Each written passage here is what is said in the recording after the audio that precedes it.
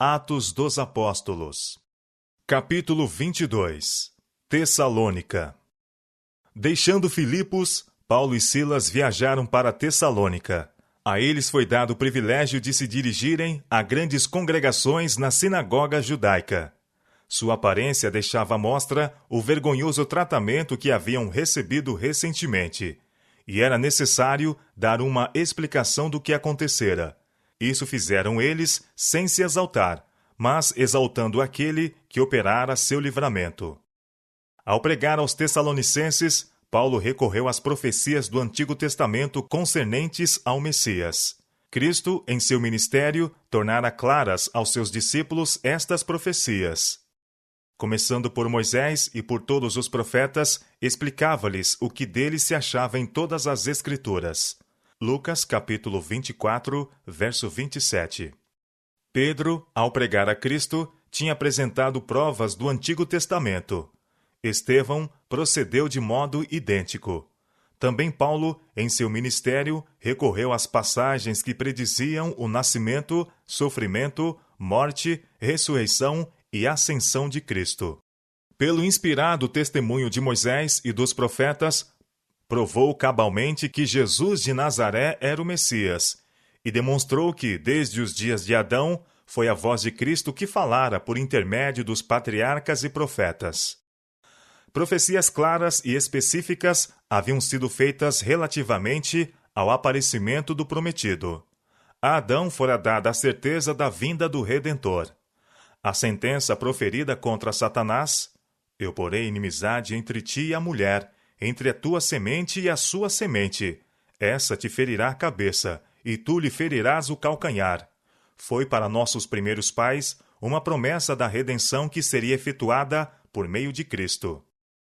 A Abraão fora feita a promessa que de sua linhagem haveria de nascer o Salvador do mundo. "E em tua semente serão benditas todas as nações da terra." Gênesis capítulo 22, verso 18. Não diz "e as posteridades", como falando de muitas, mas de uma só, e a tua posteridade, que é Cristo.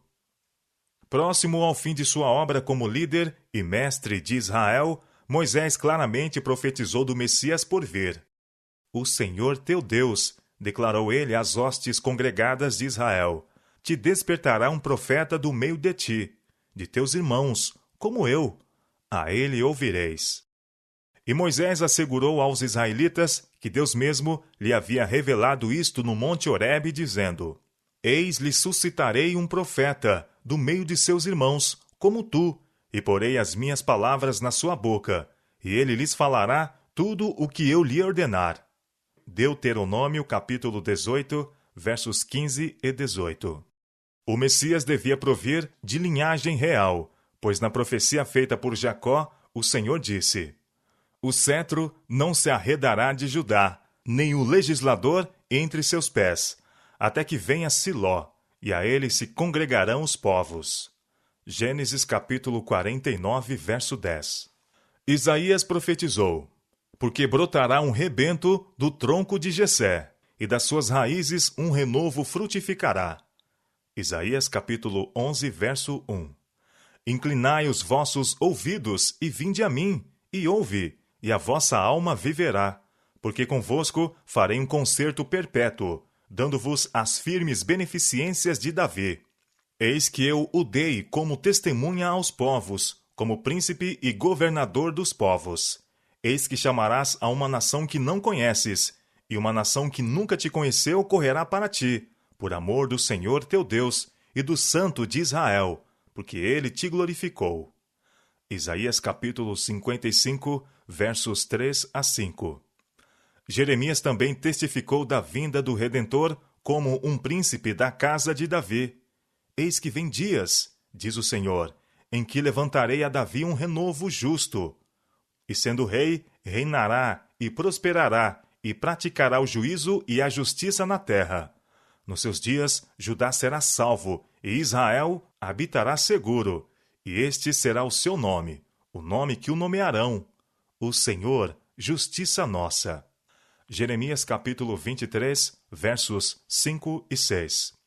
E outra vez, Assim diz o Senhor: nunca faltará a Davi varão que se assente sobre o trono da casa de Israel, nem aos sacerdotes levíticos faltará varão diante de mim, para que ofereça holocausto e queime ofertas de manjares, e faça sacrifício todos os dias. Jeremias capítulo 33, versos 17 e 18. Mesmo o local do nascimento do Messias foi predito. E tu, Belém Efrata, posto que pequena entre milhares de Judá, de ti me sairá o que será Senhor em Israel, e cujas saídas são desde os tempos antigos, desde os dias da eternidade. Miqueias capítulo 5, verso 2. A obra que o Salvador devia fazer na terra fora amplamente esboçada. E repousará sobre ele o Espírito do Senhor, o Espírito de sabedoria e de inteligência, o Espírito de conselho e de fortaleza, o Espírito de conhecimento e de temor do Senhor, e deleitar-se-á no temor do Senhor. Isaías capítulo 11, verso 2 e 3. Aquele que assim fora ungido devia pregar boas novas aos mansos, restaurar os contritos de coração, proclamar liberdade aos cativos e a abertura de prisão aos presos, apregoar o ano aceitável do Senhor e o dia da vingança de nosso Deus, consolar todos os tristes, ordenar acerca dos tristes de Sião que se lhes dê ornamento por cinza, óleo de gozo por tristeza, vestido de louvor por espírito angustiado, a fim de que se chamem árvores de justiça, plantação do Senhor, para que ele seja glorificado. Isaías capítulo 61, versos 1 a 3. Eis aqui o meu servo, a quem sustenho, o meu eleito, em quem se compraz a minha alma. Pus o meu espírito sobre ele. Juízo produzirá entre os gentios. Não clamará, não se exaltará, nem fará ouvir a sua voz na praça. A cana trilhada não quebrará, nem apagará o pavio que fumega. Em verdade, produzirá o juízo. Não faltará, nem será quebrantado, até que ponha na terra o juízo, e as ilhas aguardarão a sua doutrina. Isaías capítulo 42, versos 1 a 4. Com poder convincente, baseado nas Escrituras do Antigo Testamento, Paulo demonstrava que convinha que o Cristo padecesse e ressuscitasse dos mortos. Atos capítulo 17, verso 3. Não havia Miqueias profetizado? Ferirão com a vara no queixo ao juiz de Israel? Miqueias capítulo 5, verso 1. E não havia o prometido profetizado de si próprio por intermédio de Isaías? As minhas costas dou aos que me ferem, e as minhas faces aos que me arrancam os cabelos. Não escondo a minha face dos que me afrontam e me cospem. Isaías capítulo 50, verso 6. Por intermédio do salmista, Cristo havia predito o tratamento que receberia dos homens. Mas eu sou opróbrio dos homens e desprezado do povo. Todos os que me veem zombam de mim, estendem os beiços e meneiam a cabeça, dizendo: confiou no Senhor, que o livre. Livre-o, pois nele tem prazer. Poderia contar todos os meus ossos. Eles vêm e me contemplam, repartem entre si os meus vestidos e lançam sortes sobre a minha túnica. Salmo capítulo 22, versos 6 a 8 e versos 17 e 18.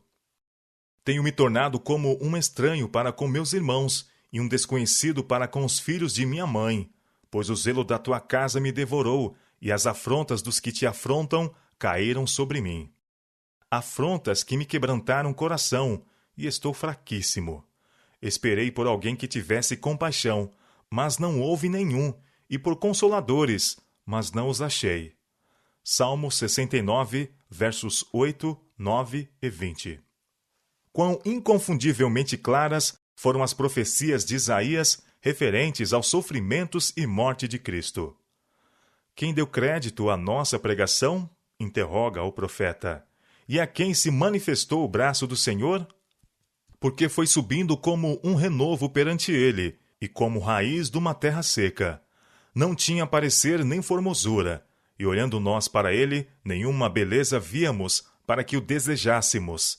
Era desprezado, e o mais indigno entre os homens, homens de dores, e experimentado nos trabalhos, e como um de quem os homens escondem o rosto, era desprezado, e não fizemos dele caso algum. Verdadeiramente ele tomou sobre si as nossas enfermidades, e as nossas dores levou sobre si. E nós o reputávamos por aflito, ferido de Deus e oprimido. Mas ele foi ferido pelas nossas transgressões, e moído pelas nossas iniquidades. O castigo que nos traz a paz estava sobre ele, e pelas suas pisaduras fomos sarados. Todos nós andávamos desgarrados como ovelhas, cada um se desviava pelo seu caminho, mas o Senhor fez cair sobre ele a iniquidade de todos nós. Ele foi oprimido, mas não abriu a sua boca. Como um cordeiro, foi levado ao matadouro, e como a ovelha muda perante os seus tosqueadores, ele não abriu a sua boca. Da opressão e do juízo foi tirado. E quem contará o tempo da sua vida? Porquanto foi cortado da terra dos viventes. Pela transgressão do meu povo foi ele atingido. Isaías capítulo 53, versos 1 a 8.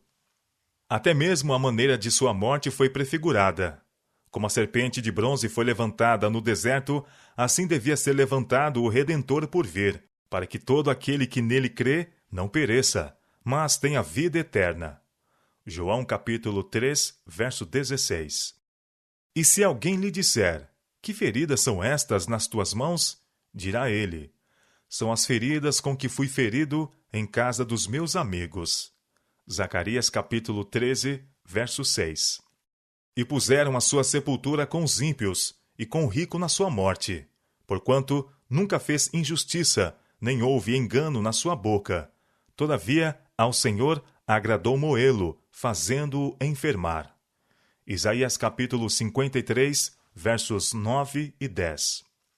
Mas aquele que havia de sofrer a morte pelas mãos de homens vis, devia ressurgir como conquistador sobre o pecado e sobre a sepultura. Sob a inspiração do Todo-Poderoso, o suave cantor de Israel havia testificado das glórias da manhã da ressurreição.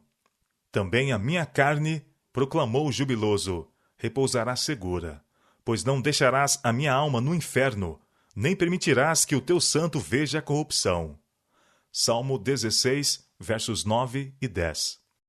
Paulo mostrou quão intimamente havia Deus ligado o sacrifício expiatório com as profecias referentes àquele que devia, como um cordeiro, ser levado ao matadouro. O Messias daria sua vida como expiação do pecado. Olhando através dos séculos as cenas do sacrifício expiatório do Salvador, o profeta Isaías testificara que o Cordeiro de Deus derramou a sua alma na morte e foi contado com os transgressores. Mas ele levou sobre si o pecado de muitos, e pelos transgressores intercede. Isaías capítulo 53, versos 7, 10 e 12.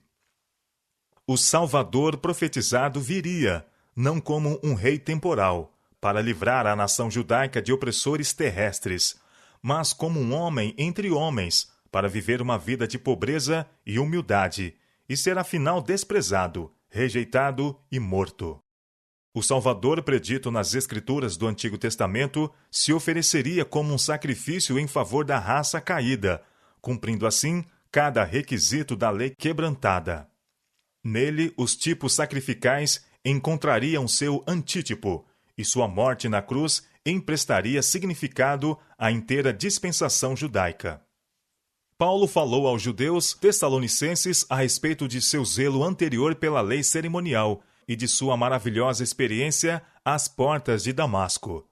Antes de sua conversão, estivera ele confiando numa piedade hereditária e falsa esperança. Sua fé não estivera ancorada em Cristo. Em lugar disso, estivera confiando em formalidades e cerimônias. Seu zelo pela lei estava dissociado da fé em Cristo, sendo vão. Enquanto blasonava de ser irrepreensível na prática das obras da lei, tinha recusado aceitar aquele que tornara a lei valiosa. Mas, ao tempo de sua conversão, tudo havia sido mudado. Jesus de Nazaré, a quem Paulo perseguira na pessoa de seus santos, aparecera diante dele como o prometido Messias. O perseguidor vira-o como Filho de Deus, aquele que viera à terra em cumprimento das profecias e em cuja vida se cumprira cada detalhe dos sagrados escritos. Ao proclamar Paulo com zelo santo o evangelho na sinagoga de Tessalônica, um jato de luz se derramou sobre o verdadeiro significado dos ritos e cerimônias que se relacionavam com o serviço do tabernáculo. Conduziu ele a mente de seus ouvintes para além do cerimonial terrestre e do ministério de Cristo no santuário celestial, até o tempo em que, tendo completado o seu trabalho de intercessão, ele deverá voltar, com poder e grande glória, para estabelecer seu reino na terra. Paulo cria na segunda vinda de Cristo. Apresentou as verdades concernentes a esse evento com tanta clareza e ênfase que produziu na mente de muitos dos ouvintes uma impressão que nunca mais se apagou. Por 3 sábados sucessivos, Paulo pregou aos Tessalonicenses, debatendo com eles sobre as Escrituras referentes à vida, morte, ressurreição, obra intercessória e glória futura de Cristo, o Cordeiro morto desde a fundação do mundo. Ele exaltava a Cristo, de cujo ministério a compreensão exata é a chave que abre as Escrituras do Antigo Testamento, dando acesso a seus ricos tesouros. Ao serem as verdades do Evangelho assim proclamadas em Tessalônica com forte poder, foi atraída a atenção de grandes congregações. E alguns deles creram e ajuntaram-se com Paulo e Silas, e também uma grande multidão de gregos religiosos e não poucas mulheres principais. Atos capítulo 17, verso 4. Como aconteceu nos lugares anteriores trabalhados, também aí os apóstolos encontraram decidida oposição. Mas os judeus desobedientes foram movidos de inveja. Esses judeus não estavam, então, nas boas graças do poder romano, porque não fazia muito tempo haviam levantado uma insurreição em Roma. Eram olhados com desconfiança e sua liberdade estava, até certo ponto, restringida. Agora, viam eles uma oportunidade para tirar vantagem das circunstâncias, para readquirirem o favor e, ao mesmo tempo, lançar a culpa sobre os apóstolos e conversos do cristianismo. Isso procuraram executar, unindo-se com alguns homens perversos dentre os vadios, por cujo intermédio alvoroçaram a cidade, e assaltando a casa de Jason, na esperança de encontrar os apóstolos. Mas não encontraram Paulo nem Silas.